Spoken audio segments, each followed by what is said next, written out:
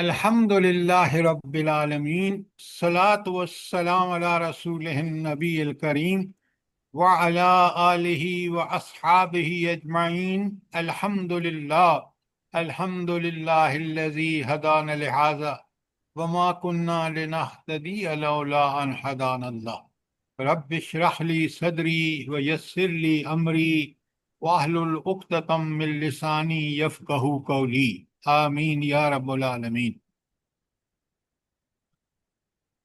کل ہم نے آیت 17 اور 18 کی، اور میری غلطی ہے کہ میں نے آیت نمبر 16 نہیں کرائی، جو ابھی ہماری ایک بہن نے بتایا کہ 16 آیت رہ گئی ہے بیچ میں۔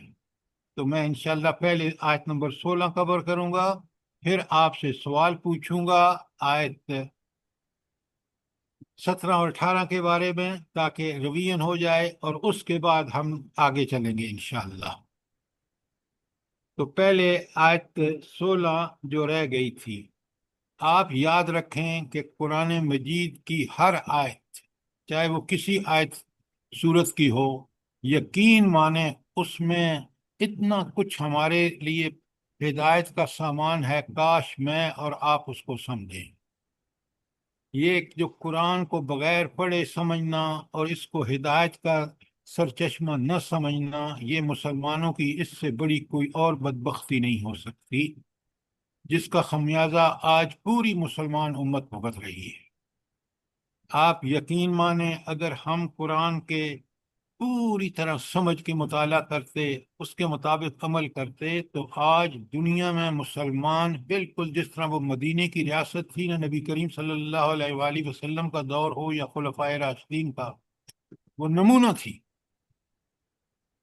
اور دیکھیں کس طرح کیسر و کسرا ڈھیر ہو گئے تھے، لیکن آج مسلمان کتنے طاقتور ہیں، اللہ نے کتنے ذرائع اور وسائل دیے ہیں، لیکن اس قرآن سے کو چھوڑ کر ذلت اور پستی کی گہرائی میں گر چکے ہیں۔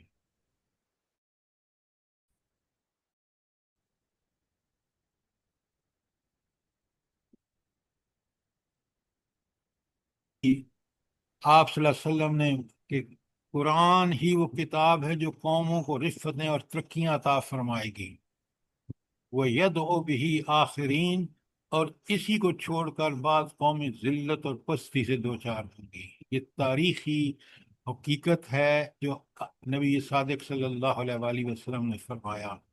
اس کو یاد رکھیں، اپنے گھروں میں، اپنے محلوں میں، اپنے شہروں میں اس کو دعوت کا موضوع بنائیں۔ یہی وہ چیز ہے جس کو سمجھ کر پڑے گا تو انسان میں تبدیلی آئے گی۔ اب میں آپ کے سامنے پڑھتا ہوں سورت آیت نمبر 16 زمر کی۔ بسم اللہ الرحمن الرحیم۔ لہم من فوقہم ظلل من النار، ان پر آگ کی چھتریاں اوپر سے بھی چھائی ہوئی ہوں گی، ومن تحتہم ظلل، اور نیچے سے بھی یہ آگ کی چھتریاں ہوں گی۔ ذرا کیفیت سمجھیں، کاش میں اور آپ سمجھ کے پڑھیں، یقین مانے خوف اتنا کہ انسان اللہ کی اطاعت کے لیے کوئی موقع ضائع نہیں ہونے دیتا۔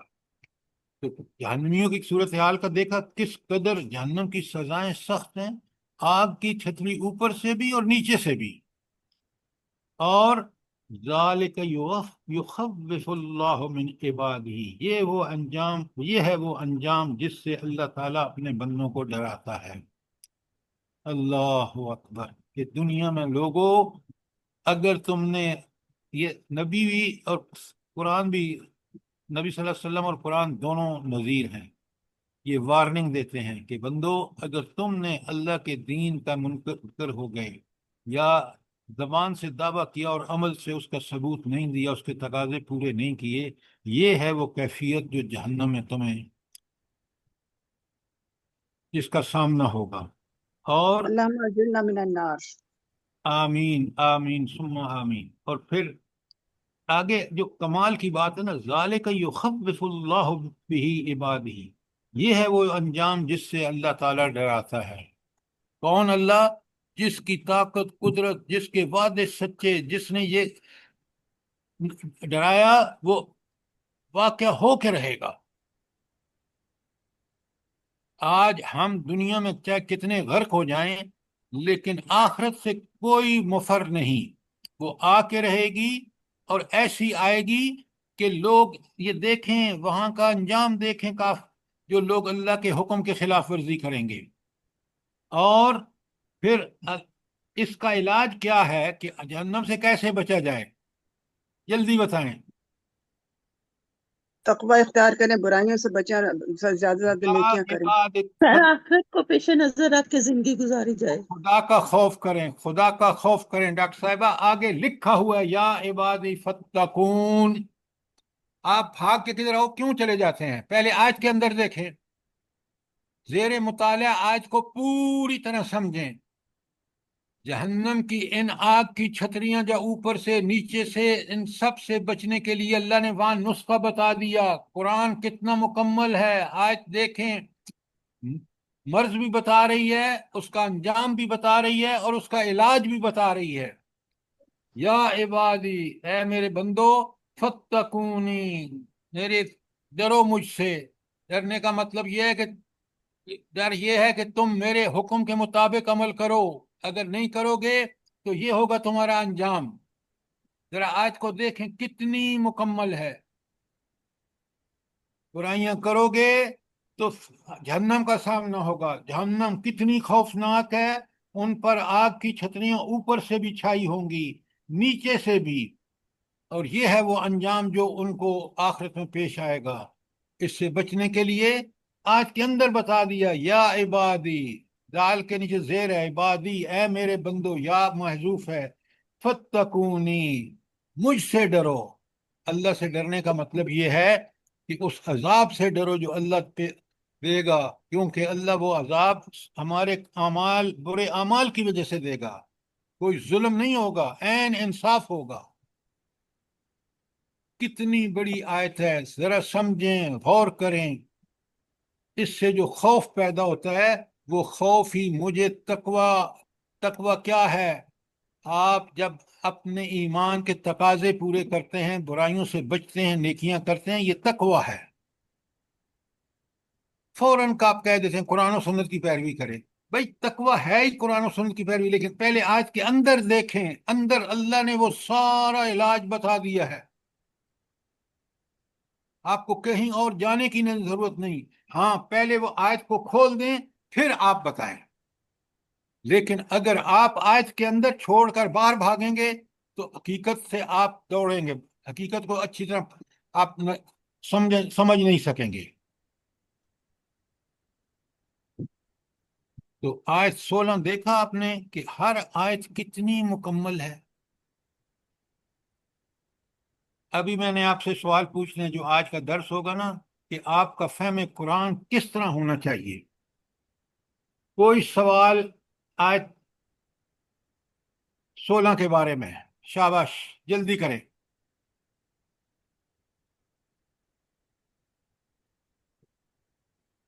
اچھی طرح سمجھ آ گئی آیت؟ جی سر، الحمدللہ۔ الحمدللہ۔ اچھا، یہ جو اللہ تعالیٰ نے کہا ہے وَاجْتَنِبُوا الطَّاغُوتَ أَن يَعْبُدُوهَا وَأَنَابُوا إِلَى اللَّهِ لَهُمُ الْبُشْرَى فَبَشِّرْ عِبَادِي۔ یہ 17 نمبر آیت ہے۔ تو طاغوت سے بچنے کا مطلب کیا ہے؟ جلدی بتائیں، طاغوت ہے کیا؟ ہر جلدی بتائیں۔ شیطانی قوت سر جو اللہ کے مقابلے میں آ جائے یا چاہے بندہ وہ ٹھہرا فرد دے ہو، اس کو۔ چاہے وہ ادارہ ہو، چاہے وہ کوئی نظریہ ہو، تین جی چیزیں سر۔ آپ اچھی طرح سمجھیں۔ دنیا یونی پولر ہو جائے کہ ایک ملک کی حکومت ہو، وہ ساری حکومتوں کو طے رکھے، وہ طاغوت ہے، کیونکہ اللہ کے نظام کے بجائے وہ دنیا میں اپنی سپرمیسی چاہتا ہے۔ یہ نظریہ ہے، جو اس کا نمائندہ ہے وہ شخص خود طاغوت ہے، اور جو قومیں اس کے ساتھ جڑی ہوئی ہیں، جو اس کے پیچھے چل رہی ہیں، وہ طاغوت کو فالو کر رہی ہیں۔ اور ادارے، وہ ادارے جو جس طرح I M F, World Bank, اور یونائٹڈ نیشن جو فیصلے اللہ کی مرضی کے خلاف کرتے ہیں، اللہ کے حکم کے مطابق نہیں کرتے، آج اس کی واضح مثال غزہ ہے۔ اور آپ دیکھ لیں کس طرح ورلڈ بینک اور ایشین ڈیولپمنٹ بینک نے پاکستان کو جکڑ رکھا ہے اپنے سودی قرضوں میں۔ یہ وہ ادارے ہیں جو طاغوت ہیں۔ بات سمجھ آئی ہے کہ نہیں آئی؟ جی سر۔ الحمدللہ صاحب، شکنجے ہیں۔ بالکل شکنجے ہیں، یہ طاغوتی شکنجے ہیں۔ دیکھیں قرآن نے کس قدر ہمیں وارننگ دی ہے، اور ہم ہیں کہ ٹس سے مس نہیں ہوتے۔ پھر قیامت کے دن جب اللہ تعالیٰ عذاب دے گا اور اس کی بار بار وارننگ دی جا رہی ہے اور خوشخبریاں دی جا رہی ہیں، آپ سوچیں، یقین مانیں، اللہ تعالیٰ نے ہمارے ملک کو جو ذرائع اور وسائل دیے ہیں، میں نے آپ کو بتایا ہے، دنیا دیکھی ہے، جاپان اور چائنا نہیں دیکھا، باقی یورپ، امریکہ، افریقہ سب دیکھے۔ اللہ تعالیٰ نے جو یہاں وسائل دیے ہیں ہمیں، اتنی بڑی ایگریکلچر لینڈ، اتنے بڑے ذہین لوگ جس پہ پورے مڈل ایسٹ کی، اور آپ دیکھیں آج جتنے بھی لوگ باہر گئے ہیں، امریکہ، یورپ، کس قدر وہ وہاں کے لیے یوزفل ثابت ہو رہے ہیں۔ آج اس ملک کے اندر لوگ باہر بھاگ رہے ہوں، لوگ جو ہے قرضے اتنے ہوں کہ جکڑا ہوا ہو ملک، آپ سوچیں کہ ہم کتنے نالائق ہماری قیادتیں ہیں اور ہم لوگ ہیں۔ سوچیں، 1000 دفعہ سوچیں۔ آج ہمارا یہ حال ہے کہ کوئی قرضہ دینا پسند نہیں کرتا۔ ذرا نوٹ فرمائیں۔ اللہ اکبر۔ اچھا، اب آج 17 آپ کو کلیئر ہے طاغوت کے حوالے سے؟ کوئی سوال؟ موقع ہے، اٹھائیں فائدہ۔ جی سر، جی سر۔ الحمدللہ۔ اور اس کے بعد آج 19 پہ چلتے ہیں، تاکہ آپ 17 18 ہم نے کر لی تھی۔ اب اللہ تعالی جو ہے وہ ایک خاص بات اس میں آ رہی ہے۔ اللہ فرماتے ہیں بسم اللہ الرحمن الرحیم، افمن حق علیہ الکلمۃ العذاب۔ اپنے نبی سے اللہ فرما رہے ہیں کہ بھلا اس شخص کو کون بچا سکتا ہے جس کا فیصلہ چسپاں ہو چکا ہو، جس پر عذاب کا فیصلہ چسپاں ہو چکا ہو۔ اب یہ عذاب کا فیصلہ کس پر چسپاں ہوگا؟ جلدی بتائیں۔ طاغوتی انسان پر، جنہوں نے طاغوت کی پیروی کی ہوگی۔ ہاں، جس نے طاغوت کی پیروی کی ہوگی، جس نے اللہ کو چھوڑ کر طاغوت کے پیچھے چلا ہوگا، شیطان کے پیچھے چلا ہو، اپنے خواہشات نفس کے پیچھے چلا ہو، اس نے اللہ کا بھیجا ہوا دین، کتابیں اور رسول کو بالکل نیگلیکٹ کیا ہو، تو اللہ کہتے ہیں کہ اس کو کون عذاب سے کہ فیصلہ جو اس پہ چسپاں ہو کے رہے گا۔ اس لیے کہ طاقت اور قدرت اس دنیا میں بھی اللہ کے پاس ہے، جن کو اس نے دے رکھا ہے، مال، اولاد، صحت، وہ آزمائش ہے انسان کی، لیکن یاد رکھیں آخرت میں کسی کے پاس کوئی طاقت نہیں ہوگی۔ فرعون اور شداد اور سارے لوگ وہاں بحثیت مجرم پیش ہوں گے، کیونکہ انہوں نے دنیا میں ظلم کا روا رکھا۔ نوٹ فرمائیں ذرا، اللہ کوئی بے انصافی نہیں کرتا۔ یہ لوگ اپنے اس انجام کو اس لیے پہنچے کہ ان کے اعمال برے تھے۔ تو اللہ فرماتے افمن حق علیہ الکلمۃ العذاب، اے نبی اس شخص کو کون بچا سکتا ہے جس پر عذاب کا فیصلہ چسپاں ہو چکا ہو۔ افانت تنقذ من فی النار، کیا تم اسے بچا سکتے جو آگ میں گر چکا ہو؟ اللہ اللہ، نبی بھی ایسے شخص کو نہیں بچا سکے گا۔ کیوں؟ وہاں فیصلہ سراسر ایمان اور عمل صالح کی بنیاد پر ہوگا۔ حضور نبی کریم صلی اللہ علیہ وآلہ وسلم اپنی پیاری بیٹی حضرت فاطمہ رضی اللہ تعالی عنہا سے کہتے ہیں بیٹی جو لے لو یہاں دنیا میں مجھ سے لینا ہے، میں آخرت میں تمہارے کسی کام نہیں ہوں۔ قرآن نے کتنی پیاری مثالیں دی ہیں سورہ تحریم میں، کاش ہم سمجھ کے پڑھیں کہ فرعون کی بیوی جنت میں جائے گی، کیوں؟ وہ نیک تھی۔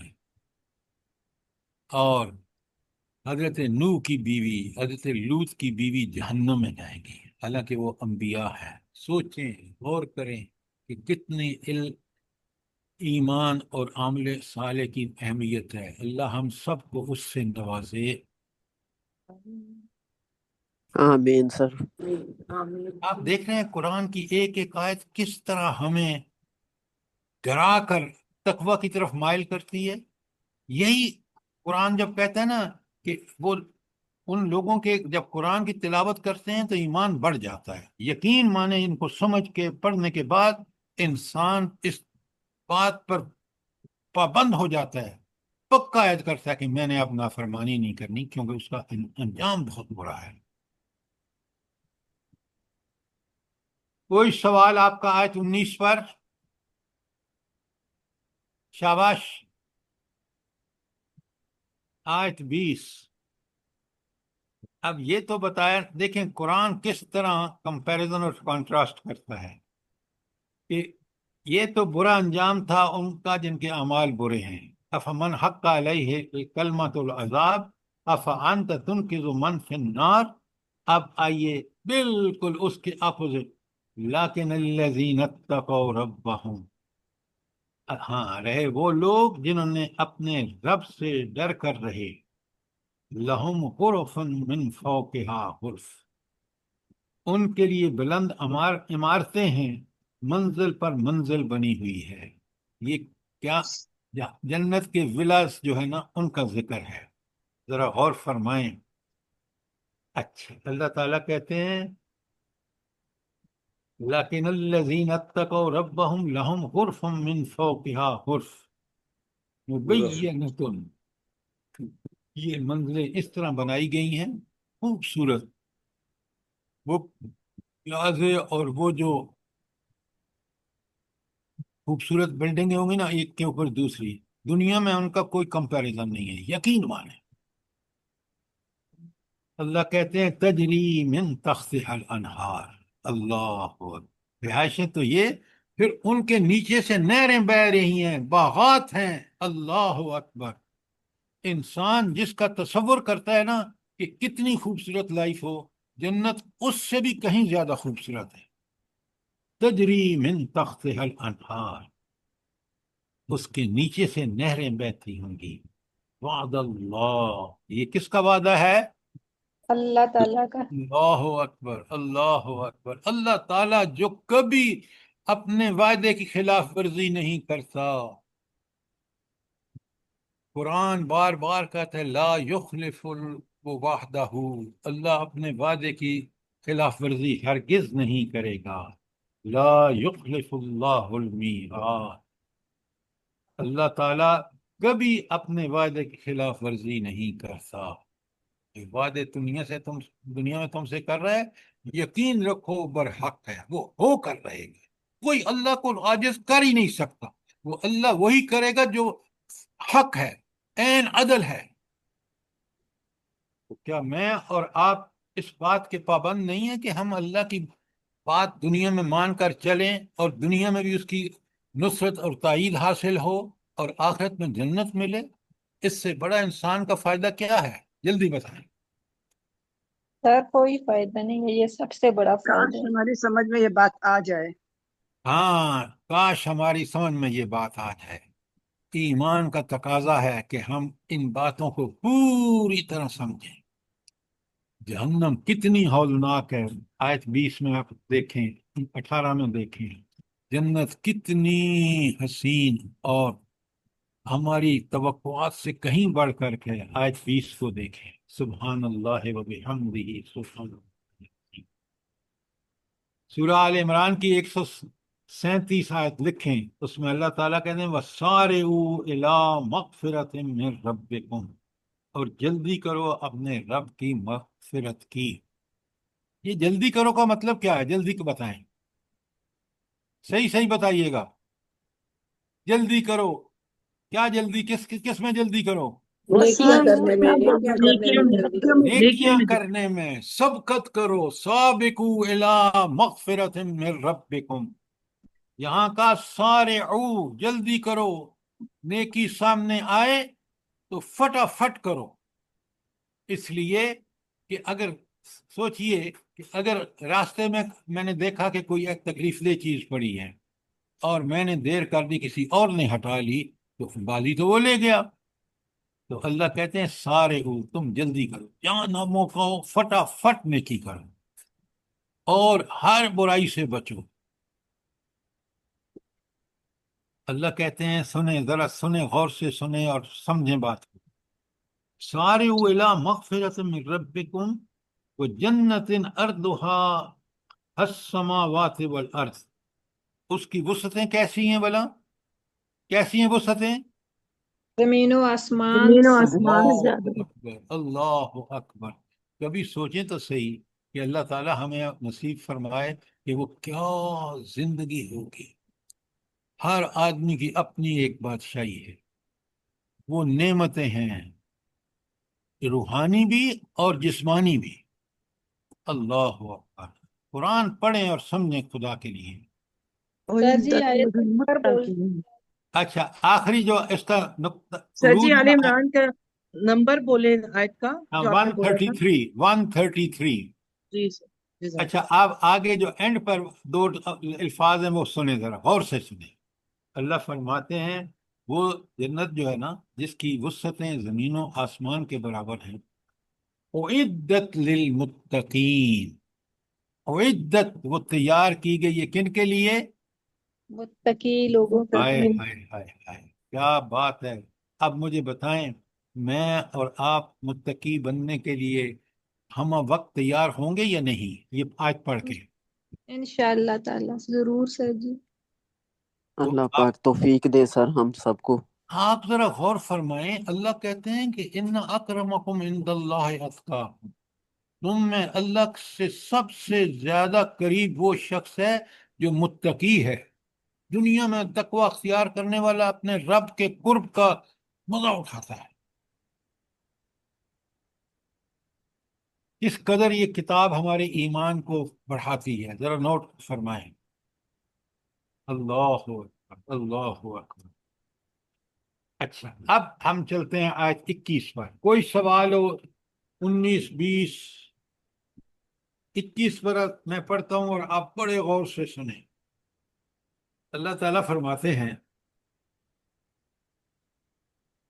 أَلَمْ تَرَى أَنَّ اللَّهَ أَنزَلَ مِنَ السَّمَاءِ مَاءً. روز کے مشاہدہ ہے ہمارا. کیا تم نہیں دیکھتے کہ اللہ نے آسمان سے پانی برسایا؟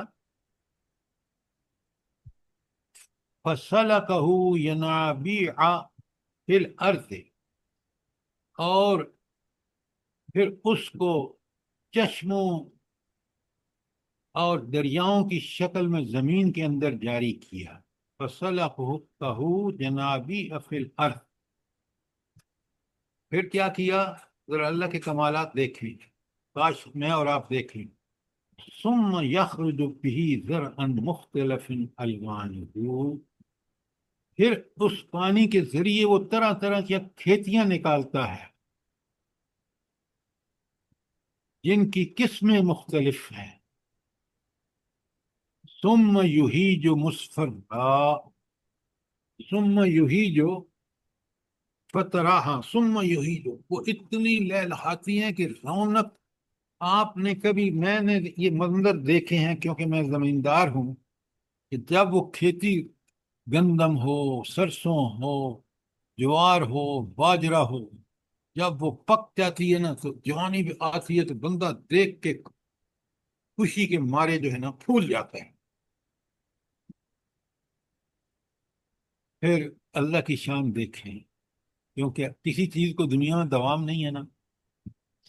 فَتَرَاهُ مُصْفَرًّا، پھر تو دیکھے گا کہ وہ زرد پڑ گئی ہے. یہ کاش آپ نے منظر دیکھیں. پھر آپ اللہ کی قدرتیں کہ وہ لہلاتی کھیتی جو ہے نا، وہ جب پک کے ایک وقت آتا ہے کہ وہ بڑی زرد پڑ جاتی ہے، بڑھاپا طاری ہو جاتا ہے. ثم یجعلہ حطاما، پھر آخر کار اللہ تعالیٰ اس کو پھس بنا دیتا ہے. ہوائیں آتی ہیں اور وہ ہواؤں کے زور کو بھی برداشت نہیں کر سکتی، ٹوٹ جاتی ہے. اور پھر وہی کھیتی جو پک کے تیار ہوتی ہے، زمیندار کاٹ کے اس کو کھلیان میں لے جاتا ہے، پھر وہ صاف کرتے ہیں، پھر اس کے پورے گندم ہو، چنے ہوں، دالیں ہوں، ایک ایک چیز کس طرح اللہ تعالیٰ وہاں پیدا فرماتا ہے. اور یقین مانے ان کے ذائقے بالکل مختلف ہیں. آج جو یہ بیج ہیں دیسی، جو سارے بیج ہیں، اللہ تعالیٰ فرماتے ہیں ان فی ذالک لذکری اولی الالباب. یہ پھر دیکھیں اہل عقل کون ہے؟ جو اس کھیتی سے دیکھ کر عقل مند وہ ہیں. ان فی ذالک ذکری، اس میں ایک سبق ہے، ایک یاد دہانی ہے، لیکن کس کے لیے؟ لیولے الالباب کے لیے. اللہ اکبر. یہ رب دیکھیں ذرا اس کھیتی کو قرآن نے مثال دی ہے 3 جگہ آیات میں نے لکھوائی ہیں. آپ ایک بالکل کھیتی کا جو کیسے نکلتا ہے پومپل، کیسے وہ طاقتور ہوتا ہے، پھولتا چلا جاتا ہے، اور پھر وہ لہلہا اٹھتا ہے. جب لہلہا اٹھتا ہے پھر زرد پڑ جاتا ہے، اور پھر ریزہ ریزہ ہو کے بکھر جاتی ہے. بالکل اسی طرح انسانی زندگی ہے. پیدا کس طرح ہوتا ہے، ماں کے پیٹ میں زندہ کیسے رہتا ہے، کون اس کی حفاظت کرتا ہے. پھر اس کا بچپن دیکھیں، اس کا لڑکپن دیکھیں، اس کی جوانی دیکھیں، اس کا لہلہانا دیکھیں. پھر وہ بوڑھا ہو جاتا ہے، اور بوڑھا ہو کر وہ سب، آپ یقین مانیں بعض دفعہ ہم اب بوڑھے ہیں نا، بچوں کے نام سامنے یاد نہیں رہتے. اب نوٹ فرمائیں تو اللہ تعالیٰ کا اصول کیسا ہے کہ اس وقت بندے کو اتنا نگوسار ہو جاتا ہے کہ وہ بچپن کی طرح چیزوں کو بھول جاتا ہے. اور اسی لیے اللہ کہتا ہے ان فی ذالک لذکری. تو اللہ تعالیٰ فرماتے ہیں کہ اسی چیز میں جو ہے ایک سبق ہے، ایک یاد دہانی ہے، لیکن کن کے لیے؟ عقل والوں کے لیے. کہ جو مالک ہے ہمارا، اس نے نباتات کو مثال بنا کے خود ہماری زندگی میں وہ مثال موجود ہے. کبھی آپ نے نوٹ کیا ہے نہیں کیا؟ جلدی بتائیں. جی سر جی. اگر جی آپ سر اولو بالکل الالباب ہے صحیح نا، ہے. آپ اگر اولو الالباب ہے نا، تو پھر آپ کو یقیناً اس بات پہ غور کرنا چاہیے کہ کیا نباتات ہیں، کیا انسان ہے کہ وہ بھی اسی طرح میں آپ کو ایک بات بتاؤں، آپ یقین مانیں، اتنا پودا جو ہے جب پیدا زمین سے نکلتی ہے نا، اس کی کونپل، یقین مانیں وہ زمین کے بوجھ کو اس سے نکل نہیں سکتی جب تک اللہ تعالیٰ کا اللہ کا حکم نہ. میں اپنی آنکھوں دیکھی بات بتا رہا ہوں، یہ اس کا حکم ہوتا ہے تو وہ نکل آتی ہے. جس طرح بچہ، اتنا بڑا بچہ کیسے دنیا میں آ جاتا ہے، آپ سوچیں کس کا کمال ہے. یہ میرے رب کا کمال ہے.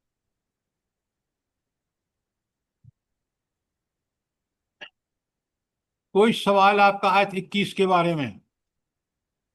اگر آپ اولو الالباب ہیں نا تو ان چیزوں پر ذرا غور و فکر کیجئے، قرآن پڑھیے، کتنا بڑے حقائق کو قرآن بیان کر رہا ہے. کوئی سوال آیت 21 کے بارے میں جلدی بتائیں. کلیئر ہے سر جی الحمدللہ. جزاک اللہ سر، سمجھ آ گئی. اچھا سر اب اس میں 5 پوائنٹ نوٹ کیے گئے ہیں جو میں نے نوٹ کیے ہیں کہ اللہ کی قدرت کے نظارے عقل والوں کے لیے یہ سبق کہ 5 چیزیں ہیں، جو پانی، پھر زمین، کھیتی، پھر اس میں مختلف رنگ، اور پھر وہ زرد پڑ جانا، اور پھر اس کا چورا چورا ہو جانا. ہاں لہلہا اٹھنا، بیچ میں اس کو لکھے نا وہ، کہ جب وہ لہلہا اٹھتی ہے جوانی، اور پھر جب وہ زرد پڑ جاتی ہے بڑھاپا شروع ہو جاتا ہے، اور پھر جب وہ ریزہ ریزہ ہو کے بھس بن جاتی ہے گویا موت نے اس کو ختم کر دیا. بالکل انسان کا بھی یہی معاملہ ہے. اب میں آپ کے سامنے آیت 22 پڑھ رہا ہوں، بڑے غور سے سنیں. افمن شرح اللہ صدرہ للاسلام، کیا بلا وہ شخص جس کا سینہ اللہ نے اسلام کے لیے کھول دیا. کہ اللہ کی بات جو برحق ہے وہ عین انسانی فطرت کے مطابق ہے. اگر فطرت میں کوئی فطور نہ آ گیا ہو، مسخ نہ ہو گئی ہو، آپ یقین مانیں اللہ نے بالکل ہماری فطرت کیسی بنائی ہے؟ فَأَلْهَمَهَا فُجُورَهَا وَتَقْوَاهَا، اور بالکل پورا اسلام اس کے قوانین وہ فسق و فجور ہو ہم اس کو پہچان جاتے ہیں کہ ہماری فطرت بتاتی ہے، اور اگر وہ اچھائی کی بات ہو، نیکی کی بات ہو، پھر بھی ہم پہچان جاتے ہیں. لہذا اگر اللہ نے ہمارا سینہ کھول دیا ہے تو بالکل ہم اپنی فطرت کے مطابق اس دنیا کے اندر جب جوانی کو پہنچیں گے تو ہمارا سینہ اللہ تعالیٰ اپنے فضل و کرم سے اگر ہمارے اندر حقیقت کی جستجو ہے تو، اور اس کے لیے کوشش کریں، تو اللہ ضرور ہمارے سینے کو. اور یہ شخص جس کا سینہ کھل گیا ہے، جس کو بالکل حق اللہ کے دین میں، قرآن و سنت میں اس کو سمجھ آ چکا ہے اور وہ سمجھ رہا ہے، فَهُوَ عَلَى نُورٍ مِّن رَبِّهِ، یہ شخص اپنے رب کی طرف سے اس کے پاس ایک روشنی ہے. یہ روشنی کیا کرتی ہے اس کو؟ جلدی بتائیں. صراط مستقیم واضح کر دیتی ہے. ایکسیلنٹ شبانہ، کہ وہ صراط مستقیم اس کو روشنی اس کو روشن کر دیتی ہے، اس کو وہ جنت کا راستہ صاف اللہ نے اس کا سینہ کھول دیا ہے. اب وہ دنیا کی آلائشوں سے بچ کر اللہ کے حکم کے مطابق زندگی گزارتا ہے، اور یہ ہے وہ شرح صدر، یہ ہے وہ صراط مستقیم. فویل للقاسیۃ قلوبہم من ذکر اللہ. اللہ اکبر. اور اس شخص کی طرح ہو سکتا ہے جس نے ان باتوں سے کوئی سبق نہ لیا ہو. یہ تو ہمارا ایک اس کے پوری ہے، لیکن اس کا ہے تباہی ہے ان لوگوں کے لیے. فویل للقاسیہ، تباہی ہے ان لوگوں کے لیے جن کے دل نصیحت سے اور زیادہ سخت ہو گئے ہیں. جن کے دل نصیحت سے، فویل للقاسیۃ قلوبہم من ذکر اللہ. اچھا یہ کون لوگ ہیں جن کا ذکر یہاں کہ فویل للقاسیۃ قلوبہم من ذکر اللہ، یہ کون لوگ ہیں؟ پوری مجھے سوچ کے بتائیے. جن کا سینہ اسلام کے لیے نہیں کھلا، جی کیا جن کا کہا آپ نے؟ جن کا سینہ اسلام کے لیے بند ہے، کھلا نہیں. جنہوں نے انبیاء اور سر جی دیکھیے، جنہوں نے توحید ایک منٹ، یہ سینہ کھلتا ہے انبیاء کی دعوت قبول کرنے کے لیے، اس پر یقین ہونا چاہیے، اور قرآن جو کتابیں اللہ نے نازل کی ہیں اور سنت جو نبی کریم صلی اللہ علیہ وسلم کی احادیث ہیں جو دراصل اللہ ہی کے احکامات ہیں، الفاظ رسول اللہ صلی اللہ علیہ وسلم کے ہیں، جب ان پر وہ یقین کے ساتھ عمل کرتا ہے تو سینہ کھل جاتا ہے، جنت واجب ہو جاتی ہے. اور وہ لوگ جو اس کا انکار کر دیتے ہیں ان کے دل اللہ کے ذکر کے منکر ہو جاتے ہیں. اولئک فی ضلال مبین، وہ کھلی گمراہی میں. تو اللہ کے احکامات کو قبول نہ کرنا، انبیاء کی دعوت کو ریجیکٹ کرنا، اور اللہ کے احکامات کی پابندی نہ کرنا بلکہ اس کے برخلاف طاغوت، شیطان اور نفس کی اور شہوات کے پیچھے چلنا، یہ ہے وہ چیز جو دلوں کو سخت کر دیتی ہے. بڑی اچھی طرح بات سمجھیے، قرآن نے کھول کھول کے بتایا ہے. تو یہ جو اللہ تعالیٰ کا شرح صدر ہے نا، یہ انسان کو اس وقت ملتا ہے جیسے کس کو ملا؟ حضرت خدیجہ الکبریٰ کو ملا، حضرت ابوبکر صدیق کو ملا. اور پھر جب یہ روشن ہوئی ان کی راہ حضرت عمر رضی اللہ تعالیٰ عنہ پہ، تو ان کا سینہ بھی کھل گیا۔ اب کوئی سوال آیت 22 پر، ایک ایک آیت کو دیکھیے کس قدر اس کے پہلو ہیں جو میں آپ اور غور نہیں کریں گے تو سمجھ میں نہیں آئیں گے۔ ابو جہل اور ابو لہب وغیرہ کا سینہ نہیں کھلا۔ ہاں بالکل، انہوں نے اپنی فطرت کو مسخ کر کے دنیا سے محبت کی۔ جب اللہ سے محبت ہوتی ہے تو دنیا بڑی گھٹیا نظر آتی ہے۔ دنیا کو انسان اتنا ہی استعمال کرتا ہے جتنی کرنی چاہیے، جو نبی کریم صلی اللہ علیہ وآلہ وسلم کا طریقہ ہے۔ آپ پورے مدینہ کی ریاست کے بادشاہ ہیں، لیکن گھر میں فاقے ہو رہے ہیں۔ زہد کیا ہے؟ کہ انسان اپنی ضروریات کو کم سے کم تر رکھے۔ یہ آج آپ دیکھیں اسٹیبلشمنٹ کے لوگ جب باہر نکلیں، کتنی گاڑیاں، پیٹرول، نوکر، ڈرائیور، سارے عوام کے پیسے پر۔ نبی کریم صلی اللہ علیہ وآلہ وسلم کی زندگی دیکھ لیں، اللہ اکبر۔ اس لیے اللہ کہتے ہیں لَقَدْ كَانَ لَكُمْ فِي رَسُولِ اللَّهِ أُسْوَةٌ حَسَنَةٌ۔ اگر کہیں بہترین نمونہ ہے تو وہ صرف اللہ کے رسول ہے۔ شاباش، سوال کیجئے تاکہ بات بڑی کلیئر ہو جائے۔ آیت 22 پہ کوئی سوال ہو؟ سر پاکستان کے منسٹروں کو دیکھ لیں، کیا آپ جیسے بتا رہے ہیں گاڑیاں لگی ہوئی، اور یہاں جرمن میں بتا کیا کرتے ہیں سر، یہ اپنے سائیکلوں پہ جاتے ہیں اپنے آفس تک۔ بس میں نے آپ کو دیکھیں، ہم ذرا قرآن کی طرف توجہ رکھیں اور ان چیزوں کو سائیڈ میں سمجھنے کے لیے، لیکن ان چیزوں کو کبھی موضوع نہ بنائیں۔ قرآن موضوع ہے، نبی کریم صلی اللہ علیہ وآلہ وسلم موضوع ہیں، احادیث موضوع ہے، ان کے اوپر ہم غور کریں، لیکن ان لوگوں کی مثالیں تو سمجھنے کے لیے۔ لیکن ان لوگوں کو کبھی، یہ بگڑے ہوئے لوگ ہیں، اور اللہ تعالیٰ نے بتا دیا کہ ان کو قیامت کے دن جہنم سے کوئی بچا نہیں سکے گا۔ آپ کو پتہ ہونا چاہیے کہ اگر آپ نے اپنے عہدے کی وجہ سے کوئی ناجائز اختیارات کا استعمال کیا، آپ کو وہ واقعہ یاد ہونا چاہیے، اچھی طرح یاد ہونا چاہیے۔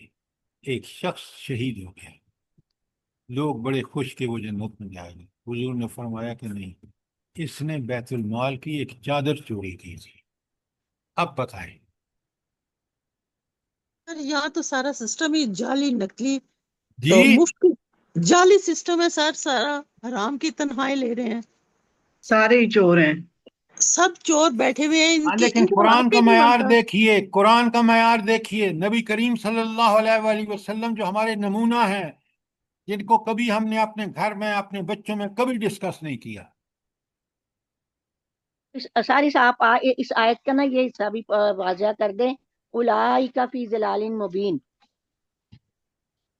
اچھا، ضلال مبین کیا ہے؟ ملا کھلی گمراہی، وہ گمراہی۔ لوگ جن کو آپ دیکھتے ہیں کہ سر عام اللہ کی نافرمانیاں کر رہے ہیں، اور پیچھے جو آپ دیکھ رہے ہیں کہ ان کا کیا ذکر ہے، فَوَيْلُ الْقَاسِيَةِ قُلُوبُهُم مِّن ذِكْرِ اللَّهِ، ان کے دل اتنے سخت ہو گئے ہیں کہ اللہ کا ذکر ان پر کوئی اثر نہیں کرتا، اللہ کی یاد دہانیوں پر وہ توجہ ہی نہیں دیتے، اتنا دل سخت ہیں۔ تو ان کے لیے کہا اولئک فی ضلال مبین، وہ کھلی گمراہی میں ہیں، معمولی گمراہی نہیں ہے۔ اب بات سمجھ آئیے کہ نہیں مسز آصف؟ جی جی سر، جزاک اللہ سر۔ اچھا، اب ذرا آیت 23 میں آئیے۔ اللہ اکبر، اللہ اکبر۔ میں ترجمہ کروں گا اور سوال و جواب سے ہم اس کو کلیئر کریں گے۔ میں پہلی آیت کا اس آیت 23 میں کئی ٹکڑے ہیں۔ پہلا ٹکڑا، اللہ نزل احسن الحدیث کتابا متشابہا، اللہ تعالیٰ نے بہترین کلام اتارا ہے، ایک ایسی کتاب جس کے تمام اجزاء ہم رنگ ہیں۔ کتابا متشابہا، کہ اس کتاب قرآن کے تمام اجزاء ہم رنگ ہیں. کیا مطلب ہے اس کا؟ بڑی پیاری آیت ہے. ایک ہی بات کو طرح طرح سے سمجھایا اللہ تعالیٰ نے. وہ ایک الگ بات ہے ڈاکٹر صاحبہ، لیکن قرآن ہم رنگ ہونے کا مطلب یہ ہے کہ قرآن کہیں سے بھی اٹھا کے پڑھے، بندے کو جب سمجھ کے پڑھتا ہے تو اس کا ایمان بڑھ جاتا ہے. کیوں؟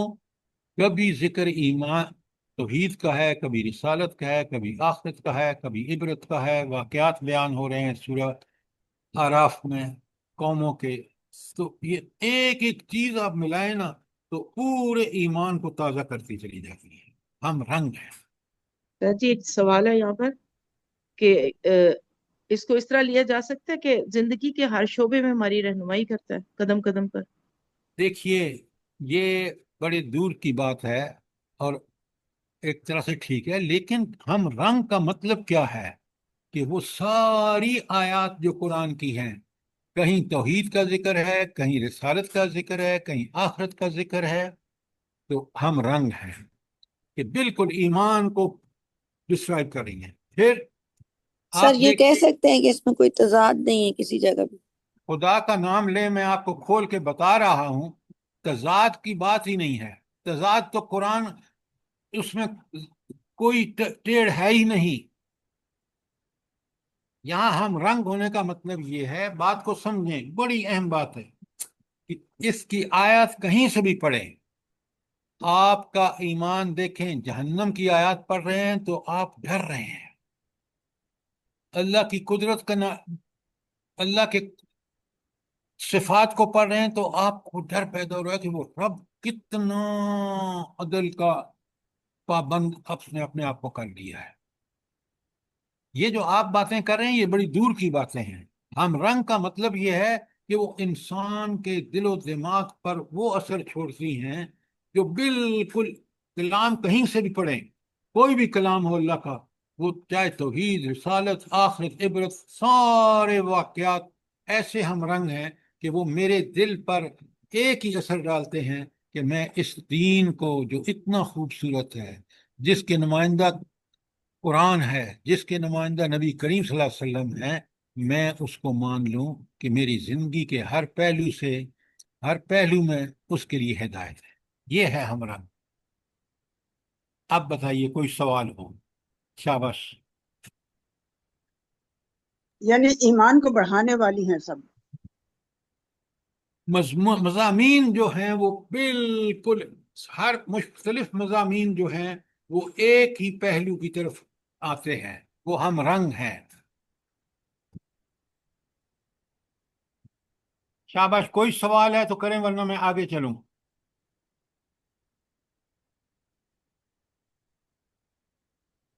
ان پر غور کریں، پڑھیں، سمجھیں. آگے اللہ تعالیٰ کہتے ہیں مثانی جو دہرائے جاتے ہیں. قرآن کا نام ہی بتاتا ہے کہ یہ سب سے زیادہ پڑھی جانے والی کتاب. تو جب مثانی دہرائے جائیں گے تو تقشعر منہ جلود الذین یخشون ربہم، تو جس میں بار بار مضمون دہرائے جاتے ہیں اسے سن کر ان لوگوں کے رونگٹے کھڑے ہو جاتے ہیں جو اپنے رب سے ڈرتے ہیں یا ڈرنے والے ہیں. اب ذرا اس ٹکڑے کا مجھے یہ بتائیں کہ کیا مطلب ہے کہ ان کے رونگٹے کھڑے ہو جاتے ہیں جب پڑھتے ہیں؟ سر جب جہنم کا ذکر آتا ہے تو ان کے رونگٹے کھڑے ہو خدا کے لیے پہلی بات کہ رونگٹے اس کے کھڑے ہوں گے جو سمجھ کے پڑھے گے. جو قرآن جیسے ہم نے ابھی وہ پڑھا کہ آگ کی چھتریاں ہوں گی تو ایک خوف کی کیفیت پیدا ہوئی. بالکل آپ بالکل ٹھیک کہا آپ نے. اس کا سمجھ کے پڑھے گا تو قرآن کی ہر آیت اس کے دل کو بالکل اپیل کرے گی اور اس کے رونگٹے کھڑے ہو جائیں گے. جہنم کا ذکر ہوگا، برائیوں کا انجام ہوگا تو رونگٹے کھڑے ہو جائیں گے اگر سمجھ کے پڑھے گا. اگر اس نے قرآن کو دیکھیں نا، یہ آیتیں کتنی دفعہ ہم نے پڑھی ہیں، لیکن جب ہم کھولتے ہیں تو پتہ چلتا ہے کہ ان کے اندر تو سمندر ہے معنی کا. تو جو سمجھ کے پڑھے گا اور اللہ سے واقف ہوگا. یخشون ربہم، اپنے رب سے ڈرتے ہیں، اس کی صفات. وہ کتنا عدل پسند ہے کہ قیامت کے دن اس نے کسی کی سفارش نہیں چلے گی. ہاں، جن کے کیسز مارجنل ہوں گے، 50-50 ہوں گے، یا تو عدل میں ان کو برابر کی یا تھوڑا سا پلڑا گناہوں کا بھاری ہوگا اور بالکل قریب قریب ہوں گے، ان کے لیے سفارش ہوگی. اور سفارش کی شرط کیا ہے؟ کہ وہ اس کے لیے ہوگی جس کو اللہ چاہے گا، وہ کرے گا جس کو اللہ اجازت دے گا. یہ ایسی سفارش ہرگز نہیں ہے کہ کوئی اٹھ کے منہ کھڑا ہو جائے اور اللہ کے سامنے بات کرے. بڑی اچھی طرح سمجھے. اللہ پالا تو پوچھتے ہیں کہ کون ہے جو اللہ کے سامنے سفارش کر سکے. من ذا الذی یشفع عندہ الا باذنہ. روز پڑھتے ہیں آپ آیت الکرسی میں، پڑھتے ہیں نہیں پڑھتے؟ جی سر.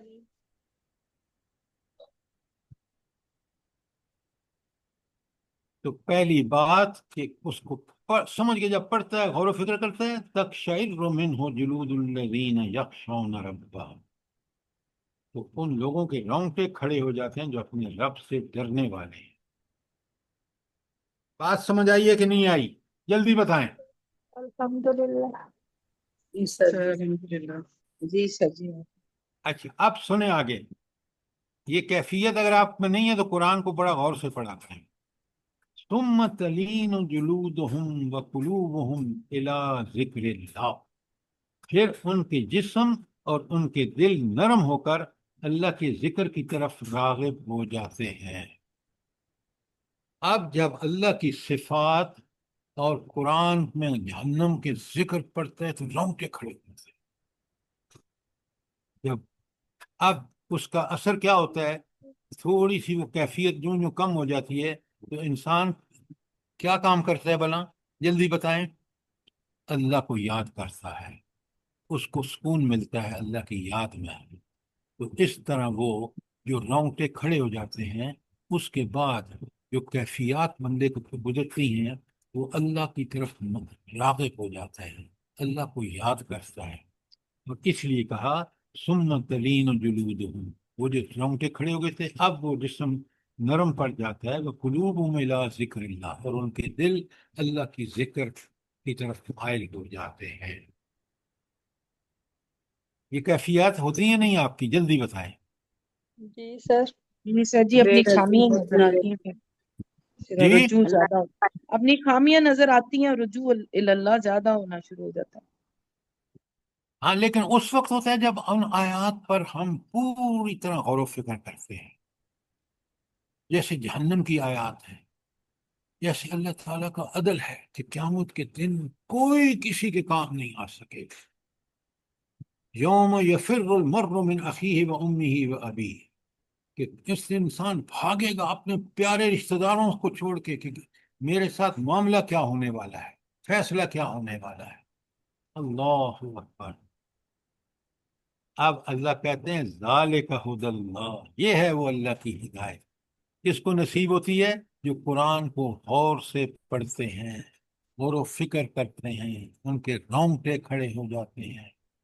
پھر اس کیفیت میں جب رونگٹے کھڑے ہو جاتے ہیں تو تھوڑا سوچ و فکر کے بعد اللہ کی یاد کی طرف راغب ہو جاتے ہیں. اس کی وجہ سے جسم نرم پڑ جاتا ہے. ذالک ھدی اللہ، یہ ہے وہ اللہ کی ہدایت. اب اگر یہ کیفیات سے آپ نہیں گزرتے تو پھر آپ کو اللہ کی ہدایت جو ہے وہ اسی وقت نصیب ہوگی، اس کا مزہ اسی وقت آئے گا جب ہم رونگٹے کھڑے ہونے کے بعد یہ اللہ کی اس یاد کی طرف مائل ہوں گے. ذالک ھدی اللہ یہدی بہ من یشاء. یہ ہے اللہ کی ہدایت، اور جس سے وہ راہ راست پر لے آتا ہے جسے چاہتا ہے. آپ ذرا مجھے ایک سوال کا جواب دیں. یہاں آیا ہے کہ ہدایت پر لے آتا ہے جسے چاہتا ہے. کیا یہ الگ ٹپ ہے کہ جس کو اللہ چاہتا ہے ہدایت دے، جس کو چاہے نہ دے، یا کس کا کوئی اصول ہے؟ نہیں سر جی، یہدی من ینیب یہدی من اناب، جو اللہ کی طرف رجوع کرتا ہے کوشش ہاں بہت عمدہ شبانہ، آپ نے بالکل ٹھیک جواب دیا کہ اللہ تعالیٰ اس کو یہ ہدایت دیتا ہے جو ہدایت کا طالب ہو، سچا طالب ہو اور اللہ کی طرف رجوع کرے۔ یہ اچھی طرح سمجھ لیں، اللہ تعالیٰ ہمیشہ فیصلے کچھ عدل و انصاف کی بنیاد پر کرتے ہیں، اور عدل و انصاف کا تقاضا ہے کہ جو بندہ خالصتاً اللہ کا بندہ ہو اور اللہ کی طرف رجوع کرے اور کوشش کرے تو اللہ ضرور اس کو ہدایت دیتا ہے۔ بھلا اس کا ثبوت کہاں پر ہے قرآن میں کہ اللہ اس کو ضرور سب ہدایت دیتا ہے؟ جلدی بتائیں۔ حضرت سلمان فارسی۔ نہیں نہیں نہیں نہیں، آپ مجھے قرآن کی آیت بتائیں۔ اللہ ولی الذین آمنوا یخرجہم من نہیں نہیں الظلمات الی صحیح النور۔ صحیح، ٹو دی پوائنٹ آیت۔ سر، یہ پچھلی بھی آیت میں آیا ہے، افامن شرع اللہ، اللہ تعالیٰ اس کا سینہ کھول دیتا نہیں ہے نہیں جس نہیں نہیں نہیں نہیں نہیں، والذین ایسے میں آپ جاہدوا کے سامنے پڑھتا ہوں اور آپ بالکل غور نہیں کرتے۔ جلدی بتائیں۔ والذین ابھی جاہدوا آج پڑھی فینا انہوں نے۔ ہاں کس نے کہا والذین جہدوا فینا؟ خالد کون بول رہا ہے؟ خالد بول رہا ہوں سر، خالد۔ اللہ اکبر، بالکل ٹھیک آیت، سورہ عنکبوت کی آخری آیت، والذین جہدوا فینا، جو ہمارے راستے میں جد و جہد کرتے ہیں، پوری کوشش کرتے ہیں، لنہدینہم سبلنا، ہم انہیں ضرور اپنا راستہ دیں۔ کیوں نہیں آپ ان باتوں کو سمجھتے؟ اب اگر یہ آیت اس کے ساتھ نہ پڑھوں تو آپ کو کیسے پتہ چلے گا کہ اللہ کس کو ہدایت دیتا ہے؟ اللہ نے وعدہ کر دیا والذین جہدوا فینا، جو جد و جہد کریں گے، کوشش کریں گے، بھرپور کوشش کریں گے، والذین جہدوا فینا لنہدینہم، ہم ضرور بس ضرور، لام بھی تاکید کا اور نون شد والا بھی تاکید کا۔ سر جی عنکبوت کی آیت نمبر بتا دیں۔ 69 آخری آپ آیت ہے۔ آخری آیت ہے بالکل۔ یہ آپ کیوں نہیں ان چیزوں کو نوٹ کرتے؟ اگر قرآن کے مزے لینے ہیں اور قرآن آپ کا ایسا غور و فکر کرنے کا کہ رات کو خوابیں بھی آپ قرآن کی آئیں، پھر مزہ ہے۔ ذالک ھدی اللہ، اب آیت 23 کو، یہ ہے وہ ہدایت، یہدی بہ من یشاء، جس کو چاہتا ہے دیتے۔ اب کس کو دیتا ہے؟ عنکبوت کی 69 آیت آپ کے سامنے خالد صاحب نے پڑھی ہے، کیا پیاری بات ہے۔ جو درس دیتے ہیں وہ ان چیزوں کو نہیں بتائیں گے تو اللہ کے ہاں مجرم ٹھہریں گے کہ اللہ کن کو ہدایت دیتے ہیں۔ آپ کو آیت کوٹ کرنی چاہیے۔ اور پھر اللہ کہتے ہیں، آخری آیت کا ٹکڑا ہے، وَمَن يُضْلِلْ لِلَّهِ، جس کو اللہ گمراہ کر دے، فَمَا لَهُ مِنْ ہَادٍ، اس کو کوئی ہدایت نہیں دے سکتا۔ اچھا، اب یہاں اللہ بات کو سمجھی کہ اللہ گمراہ کس کو کرتا ہے بھلا؟ جلدی سر بتائیں۔ جی جو خود کوشش نہیں کرتا ہے۔ اچھا، کیوں کوشش کیوں نہیں کرتا؟ آپ کے پاس جواب ہونا چاہیے نا۔ سر وہ اپنی خواہش نفس پہ چلتا ہے، وہ پہلی بات، اہمیت نہیں دیتا پہلی اللہ بات، تعالیٰ کی۔ نہیں نہیں نہیں نہیں، جواب آپ کا سامعین کو بتائیے کہ ہدایت کے لیے آپ کو اللہ تعالیٰ کی طرف دین کی جد و جہد کرنی پڑے گی، قرآن کو پڑھنا اور سمجھنا پڑے گا۔ اور یہاں وہ لوگ گمراہ ہوتے ہیں اور اللہ ان کو گمراہ کرتا ہے۔ کیوں؟ اللہ نے انسان کو آزادی دی ہے دنیا میں۔ کیا آزادی دی ہے؟ لمیٹڈ آزادی ہے کہ چاہے، معلومات ہے تم۔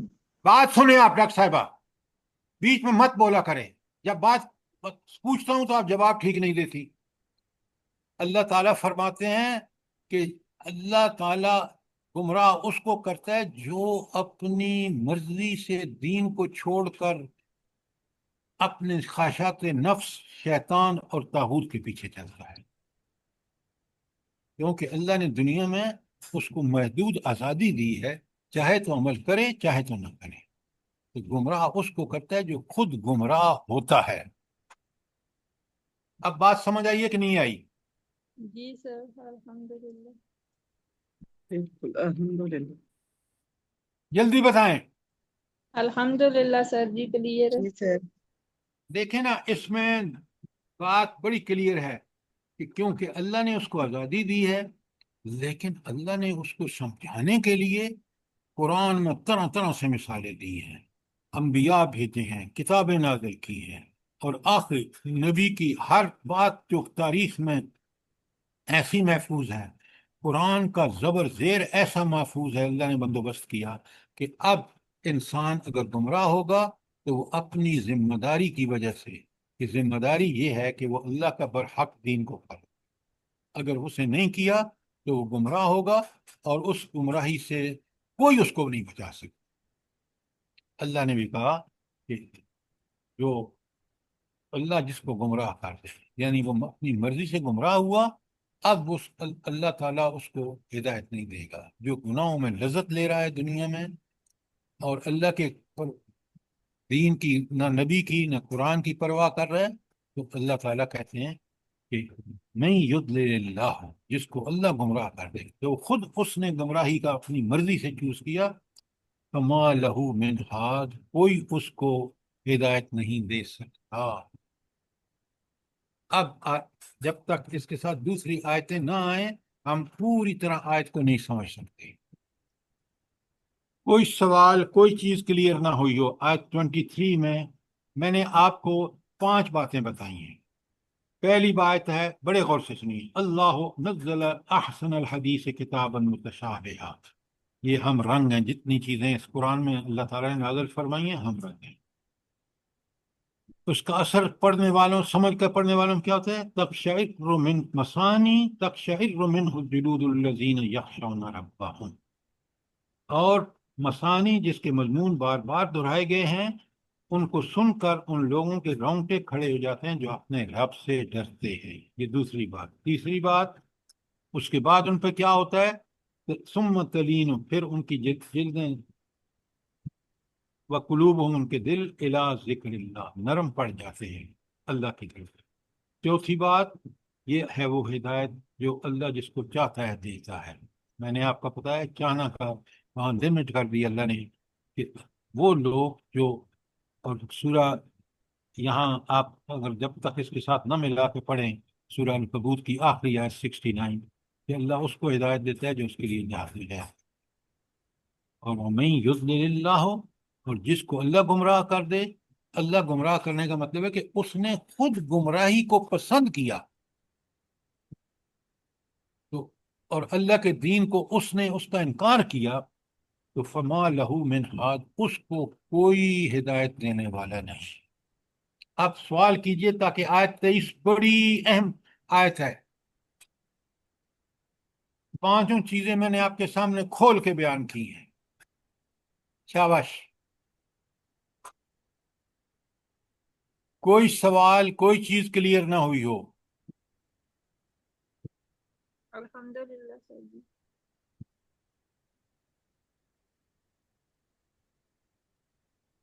آپ لوگ بالکل سن من بن کے بیٹھے الحمدللہ ہیں، سر۔ بتائیں نا کہ باتیں ساری واضح ہیں نہیں ہیں؟ جی جی سر۔ سر، جزاک اللہ کلیئر ہے۔ سر۔ جی سر، جزاک اللہ خیر، جزاک اللہ خیر۔ ربنا تقبل منا انك انت السميع العليم وتب علينا انك انت التواب الرحيم۔ آمین ثم آمین۔ اللہ جزاک پاک اللہ۔ آپ کو بھی صحت تندرستی والی زندگی دے، اور آپ کے ساتھ یہ جڑے ہوئے ہیں جو لوگ، ان کو بھی اسی طرح دین کو سمجھنے کی اور اس پہ عمل کی توفیق دے، اور ہم لوگ کے اولادوں آمین کو بھی، آمین ثم آمین۔ تمام دنیا کے مسلمانوں کو اللہ پاک اسی طرح ہدایت کے راستے پہ چلنے کی توفیق دے۔ آمین ثم آمین، جزاک اللہ۔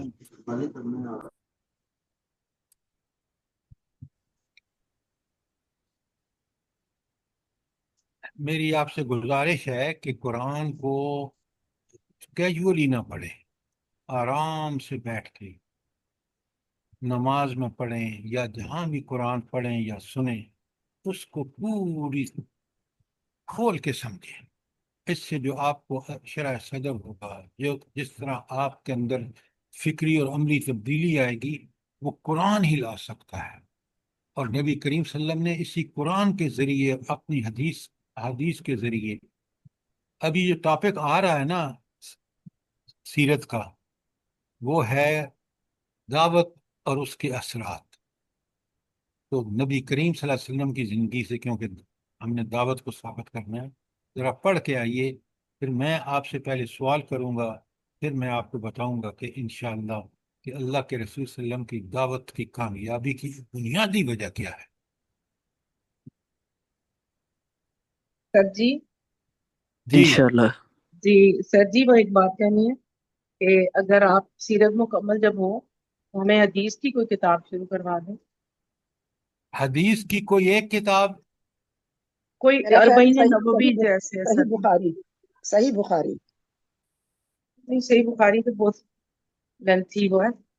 اربعین نبوی سر جی جیسے عمدۃ الاحکام اس طرح کی ہے کتابیں۔ دیکھیے، اب یہ ڈیپینڈ کرتا ہے پہلے آپ کا آبجیکٹو کیا ہے۔ اگر تو آپ حدیث پوری کو کھنگالنا چاہتے ہیں تو بخاری اور مسلم یا وہ کتابیں جو ان دونوں سے ماخوذ حدیثیں کوٹ کی ہیں۔ اگر آپ اپنی تربیت کے لیے چاہتے ہیں تو پھر آپ، جیسے آپ ابھی کسی نے کہا کہ اربعین نووی جو ہے وہ حدیث ہیں 40 یا 41-42 ہیں، جو بالکل ٹو دی پوائنٹ ہماری تربیت کے لیے بہت ضروری ہے، اور ان کو جی سر۔ پڑھ کے سمجھ کے ان پر عمل کرنا قرآن کے ساتھ بے انتہا ضروری ہے۔ تو یہ ڈیپینڈ کرتا ہے کہ آپ کا آبجیکٹو کیا ہے۔ آپ میں سے کوئی بھی دیکھنا چاہے نا کہ یہ سیاستہ اور جتنی حدیث کی کتابیں ہیں سب ہمارے پاس الفاظ میں موجود ہیں، آپ آ کے ان کے انڈیکس دیکھ سکتے ہیں، پھر فیصلہ کر سکتے ہیں۔ ماشاءاللہ سر، سبحان اللہ۔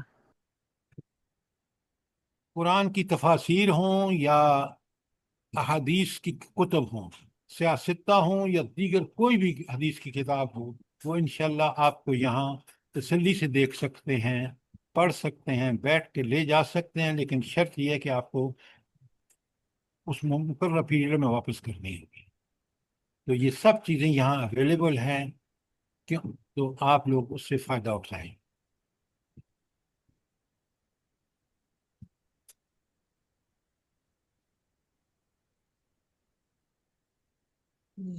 جزاک اللہ۔ سر یہ جو اسلام آباد پنڈی میں ہیں، ان کو فائدہ اٹھانا چاہیے نا؟ جی آپ نے کیا کہا؟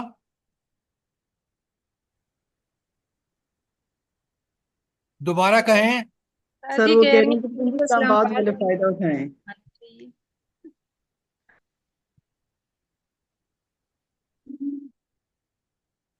اس لیے کہ انہوں نے وزٹ کی ہے، اس وقت جرمنی میں ہیں، انہوں نے الفاظ کو وزٹ کیا ہے اور سب چیزیں دیکھی ہیں، اس لیے وہ آپ سے کہہ رہے ہیں۔ جی سر، الحمدللہ موقع اللہ نے دیا تھا تو میں نے کیا ہے وزٹ۔ اللہ پاک سب کو موقع دے۔ جزاک اللہ۔